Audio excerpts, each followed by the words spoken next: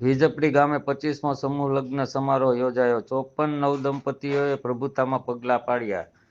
વીજપડી ગામે આહિર સમાજ દ્વારા 25મો ભવ્ય સમૂહ લગ્ન હર્ષોલ્લાસભેર યોજાયો હતો। આ ઐતિહાસિક સમારોહમાં કુલ 54 નવદંપતીઓએ પરંપરાગત રીતે રિવાજ મુજબ પ્રભુતામાં પગલાં પાડી વૈવાહિક જીવનની શરૂઆત કરી। આહિર સમાજની એકતા અને સંસ્કારનું ઉત્તમ ઉદાહરણ સમૂહ લગ્ન સમારોહ આહિર સમાજની સામૂહિક એકતા, સંસ્કાર અને સહકારની ભાવનાનું ઉત્તમ ઉદાહરણ બની રહ્યો।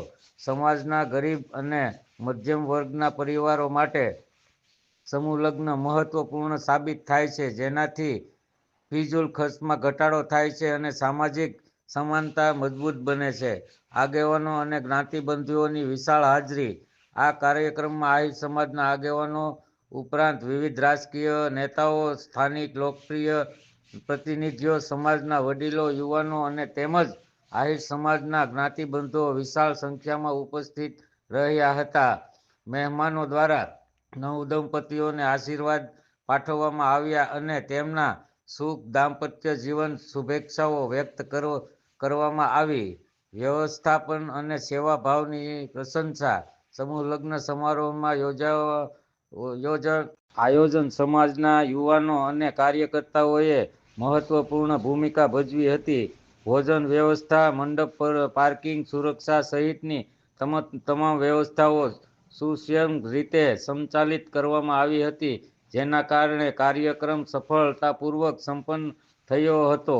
સમાજ માટે પ્રેરણારૂપ કાર્યક્રમ। આહિર સમાજ દ્વારા સતત 25 વર્ષથી સમૂહ લગ્ન પરંપરા જાળવી સમાજ માટે ગૌરવની વાત ગણાય છે।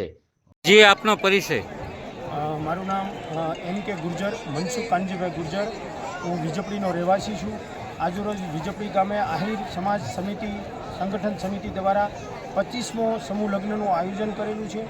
વીજપડી ગામની અંદર 57 જોડકા આજે વિવાદ લગ્નના વરઘોડિયામાં આવ્યા છે, તેમજ 15,000 જેટલા માણસો આજે આ સમૂહ લગ્નનો લાભ લે છે અને સમૂહ લગ્નની અંદર ખાસ રક્તદાન કેમ્પનું આયોજન કરેલું છે। હાલ 50 બોટલ યુનિટ જેટલું રક્તદાન થઈ ગયું છે અને અમને 251 યુનિટ જેટલું થશે અમને ચોક્કસ આશા છે।